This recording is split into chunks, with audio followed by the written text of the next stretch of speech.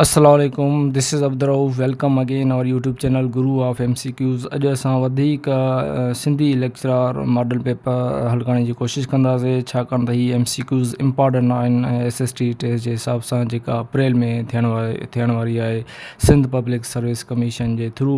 अॼु जो असांजो पहिरियों सुवालु आहे त बयानुल आरफ़ीन में कहिड़े शहर जी ज़िंदगी, शाइरी ऐं करामतनि जो अहवालु मिले थो?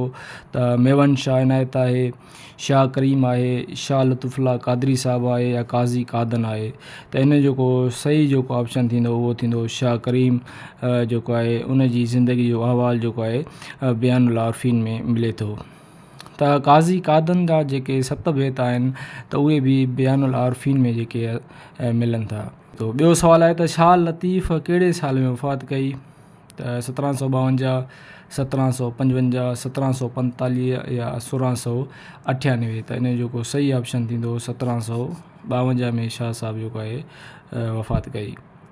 ॿियो सुवालु आहे त शाह लतीफ़ कहिड़ी उमिरि में वफ़ात कई? घणा साल शाह लतीफ़ जी उमिरि हुई? 75 साल, 93 साल, 63 साल या 86 साल। त इन जो सही ऑप्शन जेको थींदो उहो 3 नंबर थींदो। 63 साल जी उमिरि में जेको आहे शाह लतीफ़ साहिबु वफ़ात करे वियो, जेको कल्हुणनि जे दौर सां तालुक़ रखंदो हुयो। चोथों सुवालु आहे त शाह लुत्फ़ुल्लाह क़ादरी किथां जो रहवासी हुयो? त हाला जो हुयो, अघमकोट जो हुयो, ॿियो आहे नसरपुर जो हुयो या मटियारी जो हुयो। त इन जो सही ऑप्शन थींदो 2 नंबर थी वियो, अघमकोट जो जेको आहे शाह लुत्फ़ुल्लाह क़ादरी साहिबु जो रहवासी हुयो। 5हों सुवालु आहे असांजो, शाह लतीफ़ जे रिसाले में ससुई बाबति घणा सुर मिलनि था? 6, 3, 5 या 2। त ससुई बाबति जेके आहिनि ऑप्शन नंबर इन जो 3 सही थींदो, 5 जेके आहिनि सुर मिलनि था शाह लतीफ़ जे रिसाले में ससुई बाबति। 6हों असांजो इम्पॉर्टेंट MCQs आहे, पैगाम लतीफ़ हिकिड़ो किताबु आहे, उहो कंहिंजो लिखियलु आहे? डॉक्टर गुरबख्शानी जो, मीर अब्दुल हुसैन सांगी साहिब जो, GM सैयद साहिब जो या मिर्ज़ा कली बेग साहिब जो। त इन जो 6 जो जेको ऑप्शन थींदो उहो थींदो असांजो GM सैयद साहिब जो जेको आहे 3 नंबर इहो लिखियलु आहे किताबु। ॿियो असांजो 7हों सुवालु बि असांजो आम आहे, मुक़दमा लतीफ़ी कहिड़े किताब जो मुहाग आहे? शाह जो रिसालो, लतीफ़ियात, लतीफ़ी सुर या लुग़ात लतीफ़। त इन जो जेको सही ऑप्शन थींदो शाह जो रिसालो। इहो बि हिकिड़ो असांजो इम्पॉर्टेंट MCQs आहे। 8हों सुवालु आहे त हेठनि मां केरु ब्रिटिशाह में दफ़न नाहे थियलु आहे? नाहे त मीर अब्दुल हुसैन सांगी साहिबु आहे, शेख हयाज़ आहे, मिर्ज़ा कलीज बेग, अलामा दाऊद पोटो। त इन जो जेको सही ऑप्शन थींदो उहो थींदो 3 नंबर मिर्ज़ा कलीज बेग साहिबु जेको आहे। बाक़ी शेख हयाज़, दाऊद पोटो ऐं मीर अब्दुल हुसैन सांगी साहिबु जेको आहे ब्रिटिशाह में दफ़न थियलु आहिनि। 9हों क्वेश्चन आहे त छपर में छड़ियूं कंहिंजो लिखियलु किताबु आहे? इहो इम्पॉर्टेंट MCQs आहे, इहो मोस्टली SST टेस्ट जे लाइ अहम आहे। त नियाज़ हिमायूनी, मखदूम तालिबुल मौला, इब्राहिम मुंशी, लेखराज कशचंद अज़ीज़ जो लिखियलु आहे। त इन जो जेको सही ऑप्शन थींदो उहो मखदूम तालिबुल मौला जो जेको आहे छपर में छड़ियूं लिखियलु आहे किताबु। क्वेश्चन नंबर असांजो 10हों आहे, मीर अब्दुल हुसैन सांगी जो जनमु किथे थियो? बम्बई में, कोलकाता, हैदराबाद या ठठो। त इन जो सही ऑप्शन छा थींदो? 2 नंबर थींदो, कोलकाता में जेको आहे मीर अब्दुल हुसैन सांगी जो जनमु थियो। क्वेश्चन नंबर 11हों आहे त शाह लुत्फ़ क़ादरी जो कलाम कंहिं तरतीब ॾिनो? अयाज़ क़ादरी, नियाज़ हुमायूनी, तनवीर अब्बासी, डॉक्टर नबी बख्श। त इन जेको सही ऑप्शन थींदो 4हों थींदो, डॉक्टर नबी बख्श जेको आहे शाह लुत्फ़ क़ादरी जो जेको आहे कलाम जेको आहे तरतीब ॾिनो। क्वेश्चन नंबर असांजो 12हों आहे त पहिरीं 7 बैतनि खां अलावा काज़ी कादन जा कलाम कंहिं ॻोल्हे कढिया? त अब्दुल करीम संदीलो, डॉक्टर नबी बख्श या हीरो ठक्कर, डॉक्टर गुरबख्शानी। त इन जो सही ऑप्शन थींदो हीरो ठक्कर। क्वेश्चन नंबर 13हों आहे त मई शाह इनायत जो कलाम कंहिं तरतीब ॾिनो? Doctor Ayaz Qadri, doctor Abdul Karim संदीलो, doctor नबी बख्श बलोच या डॉक्टर नवाज़ अली शौक़। त इन जो सही ऑप्शन थींदो। क्वेश्चन नंबर असांजो 14हों आहे, अंधा ऊंधा वेज किताबु कंहिंजो लिखियलु आहे? अल्ताफ़ शेख, रसूल बख्श पलेजो, नजम अब्बासी, बदर अबड़ो साहिबु। त इन जो सही ऑप्शन जेको आहे 2 नंबर थींदो, रसूल बख्श पलेजो जेको आहे इहो किताबु लिखियलु आहे। क्वेश्चन नंबर असांजो 15हों आहे, चोटियों दर जेको आहे कंहिंजी सनफ़ में लिखियलु आहे? त सफ़रनामो आहे, कहाणी आहे, नावेल आहे, मज़मून आहे।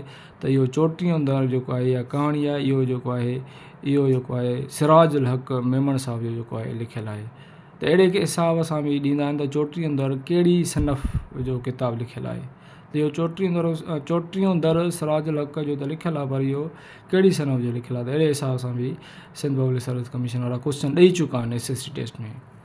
तनक़ीद जो अर्तक़ाई जाइज़ो इहो किताबु आहे। इहो कंहिंजो लिखियलु आहे? डॉक्टर इब्राहिम खलील साहिब जो, बदर अब्रो साहिब, या डॉक्टर अलादाद बोयो, डॉक्टर फ़हमीदा हुसैन। त इन जो सही ऑप्शन थींदो बदर अब्रो साहिब। क्वेश्चन नंबर 17 आहे असांजो अदब जा फ़िक्री मोहरक। इहो बि हिकिड़ो किताबु आहे। इहो कंहिं लिखियो आहे? बदर अब्रो साहिब, मोहम्मद इब्राहिम जोयो, या डॉक्टर अलादाद बोयो साहिब, या डॉक्टर कासिम मुगियो। त इन जो सही ऑप्शन जेको आहे 3 नंबर थींदो। क्वेश्चन नंबर असांजो 98 आहे त लाश कंहिंजो लिखियलु नावेल आहे। इहो बि हिकिड़ो इम्पॉर्टेंट असांजो MCQs आहे SST टेस्ट लाइ। त हलीम बिरोही साहिब, गुलाम अली अलाना साहिब, काज़ी खादिम, डॉक्टर अब्दुल जवाद जोणियो साहिब। त हिन जो सही जवाबु जेको थींदो 2 नंबर थींदो, गुलाम अली अलाना साहिब जो इहो लाश जेको आहे नावेल लिखियो आहे। डॉक्टर गुलाम अली अलाना साहिब जेको आहे तमामु घणी ॿोलीअ ते जेको आहे कमु कयो हुयो। ॿोलीअ जो पिणु बुनियाद या सूफ़ियात, इन केतिरा ई जेको आहे ॿोलियुनि ते किताब लिखिया आहिनि। ॿियो असांजो 19 आहे त समीरा ज़रीन अदब जी कहिड़ी सनफ़ में लिखियो? कहाणी में हुन लिखियो, नाविल में, या ड्रामे में, या शाइरी में? त हुन जेको आहे कहाणी में लिखियो। त इन जो A ऑप्शन जेको आहे सही थींदो। क्वेश्चन नंबर असांजो 20 आहे। इम्पॉर्टेंट असांजो क्वेश्चन आहे त सर्द लाश जो सफ़र कंहिंजो लिखियलु कहाणी आहे? त नूरुल हदा शाह, अमर जलील, नसीम खर्ल, समीरा ज़रीन साहिब। या इन जो सही ऑप्शन जेको आहे अमर जलील साहिब जी इहा कहाणी आहे सर्द लाश जो सफ़र। ॿियो बि असांजो इम्पॉर्टेंट क्वेश्चन आहे जलावतन कंहिंजी लिखियलु कहाणियुनि जो किताबु आहे? फ़हमीदा हुसैन, नूरुल हदा शाह, अमर जलील, समीरा ज़रीन। त इन जो ऑप्शन नंबर 2 जेको आहे सही थींदो। क्वेश्चन नंबर असांजो 22 आहे ट्रमाही रिसालो महिराण कहिड़ो इदारो कढंदो हुयो? ट्रमाही रिसालो महिराण कहिड़ो इदारो कढंदो हो? Shah Latif chair, Sindhi language authority, Sindhi अदबी बोर्ड, या सिंधलाजी? त इन जो सही ऑप्शन जेको आहे 2 थींदो, Sindhi language authority. Question number असांजो 23 आहे सिंधी गज़ल जी ओसर ते कंहिं PhD कई आहे? डॉक्टर नवाज़ अली शौक़, doctor Ayaz Qadri, doctor Habibullah Mirza, doctor जबार जोणेजो साहिब। त इन जो सही ऑप्शन थींदो डॉक्टर अयाज़ कादरी साहिब जेको आहे सिंधी गज़ल जी ओसर ते PhD कई आहे। ॿियो असांजो क्वेश्चन नंबर 24 आहे समंग चारण कंहिंजो लिखियलु तवील मज़मून आहे? समंग चारण हिकिड़ो मज़मून आहे, पर इहो कंहिंजो लिखियलु आहे? अब्दुल करीम संदीलो, डॉक्टर नबी बख्श, प्रोफेसर मोहरम ख़ान, डॉक्टर कासिम मुगियो साहिब। त इन जो सही ऑप्शन थींदो प्रोफेसर मोहरम ख़ान साहिब जो लिखियलु आहे। क्वेश्चन नंबर असांजो 25 आहे हिकु जल्दी सिंधी लुग़त कंहिंजी तरतीब ॾिनल डिक्शनरी आहे? डॉक्टर नबी बख्श, मोहम्मद उमर चंद, doctor Ghulam Ali Alana, doctor Nawaz Ali Shauq. त doctor Nabi Bakhsh Baloch A option सही थींदो 1 नंबर। क्वेश्चन नंबर 26 आहे हबकार कहिड़ी सनफ़ में तरतीब ॾिनल किताबु आहे? नावेल आहे, कहाणी आहे, मज़मून आहे, या सफ़रनामो आहे? त अहिड़े हिसाब सां बि सवाल SST टेस्ट में ईंदो आहे त इहा कहिड़ी सनफ़ आहे? त इहा मज़मूननि जी सनफ़ आहे। असांजो 27 आहे त शेर कंहिंजी शाइरीअ जो किताबु आहे? शेख अयाज़, अब्दुल करीम गदाई, तनवीर अब्बासी, या नियाज़ हुमायूं? त इन जो सही ऑप्शन जेको आहे तनवीर अब्बासी थींदो। क्वेश्चन नंबर 28 आहे त मौलाना गुलाम मोहम्मद गिरामी कहिड़े रिसाले जो एडिटर हो? इहो सिंध पब्लिक सर्विस कमीशन में क्वेश्चन अची चुको आहे त गुलफुल, सरतियूं, मेहराण, या नई ज़िंदगी? त इहो मेहराण जो जेको आहे छा हुयो एडिटर हुयो सिंध पब्लिक सर्विस कमीशन में SST टेस्ट में अची चुको इहो सुवालु अची चुको आहे। क्वेश्चन नंबर असांजो 29 आहे त मौलाना गुलाम मोहम्मद गिरामी जी क़बर कहिड़ी सिंध जे हक़म जी क़बर जी भर में आहे? मियां गुलाम शाह कलोड़ो, ॼाम तमाचाई, मियां नूर मोहम्मद कलोड़ो, मियां सरफराज़ कलोड़ो? त इन जेको सही ऑप्शन थींदो मियां गुलाम शाह कलोड़े इहो जेको आहे उनजी हिकु इन जी क़बर आहे। क्वेश्चन नंबर असांजो 30 आहे त सिंधी ॿोली लसानियात खां समाजी लसानियात ताईं कंहिंजो लिखियलु किताबु आहे? डॉक्टर अलादाद बोयो, सिराजुल हक़ Memon, doctor Qasim मुगियो, doctor Ghulam Ali Alana, त इहो इन जो सही ऑप्शन थींदो। 3 नंबर डॉक्टर क़ासिम बुगियो साहब जो जेको आहे इहो किताबु लिखियलु आहे। क्वेश्चन नंबर असांजो 31 आहे, सिंधी ॿोली किताब जो महाग कंहिंजो लिखियलु आहे? डॉक्टर नबी बख्श बलोच, मोहम्मद इब्राहिम जोयो साहब, डॉक्टर अलादाद बोयो, सिराजुल हक मेमण साहब। त इन जो सही ऑप्शन ॿियों थींदो, मोहम्मद इब्राहिम जोयो साहब जो लिखियलु आहे। क्वेश्चन नंबर 32, सिंधी ॿोली जे अल्फ़ाबेट में घणा अखर आहिनि? त तव्हां ख़बर आहे त 52 आहिनि, 49 आहिनि, 51 आहिनि या 55 आहिनि। त 52 जेके आहिनि सिंधी अल्फ़ाबेट जा अखर आहिनि। ॿियो असांजो क्वेश्चन नंबर 33 आहे त सिंधी सूरत कदी कंहिंजो जेको आहे किताबु लिखियलु आहे? इहो बि हिकिड़ो इम्पॉर्टेंट MCQs आहे। त doctor Ghulam Ali Alana, doctor नबी बख्श, डॉक्टर क़ासिम बुगियो। त डॉक्टर ग़ुलाम अली अलाना साहब जो जेको आहे इहो किताबु लिखियलु आहे। सिंध यूनिवर्सिटी जो बुनियादु कहिड़े साल में पियो? 1947, 48, 51, 55। त इन जो सही ऑप्शन 1948 थींदो। शेख हयात जो जनमु कहिड़े शहर में थियो? इहो बि हिकिड़ो इम्पॉर्टेंट MCQs आहे। इहो सुवाल जेको आहे सिंध पब्लिक सर्विस कमीशन वारा ॾींदा आहिनि शेख हयात जे मुताबिक़। त कराची में, शिकारपुर में, रोड़ी में, बम्बई में। त इहो जेको आहे इन जो जनमु जेको आहे शिकारपुर में थियो। पढ़ाॾो सोई सॾु कंहिंजी सनफ़ जो लिखियलु किताबु आहे? त इहो जेको आहे सिराजुल हक साहब जेको आहे इहो लिखियो आहे, पर इहा जेका सनफ़ आहे इहो जेको आहे नाविल आहे। त इहो हिते सनफ़ बि चए थो, पर लिखियलु जेको आहे सिराजुल हक मेमण साहब जो आहे। आब हयात किताब कंहिंजी कहाणियुनि जो मजमू आहे? त ग़ुलाम रब्बानी आगरू, अयाज़ कादरी, नजम अब्बासी, तारिक अशरफ। ग़ुलाम रब्बानी आगरू साहब जो आहे आब हयात जेको आहे कहाणियुनि जो मजमू आहे। क्वेश्चन नंबर असांजो 38 आहे, शबनम शबनम कमिल कमिल अदब जी कहिड़ी सनफ़ जो मजमू आहिनि? इहे कहाणियूं आहिनि, नज़म आहे, हाइका आहिनि, बेत आहिनि। इहे जेके आहिनि कहाणियूं आहिनि जेके नसीम खल जेके आहिनि लिखिया आहिनि। ॿियो आहे असांजो क्वेश्चन नंबर 39, आऊं उहा ई मारवी कंहिंजी कहाणी जो मजमू आहे? समीरा ज़रीन, रशीदा हजाब, नूरुल हदा शाह, तनवीर जोनेजो साहब।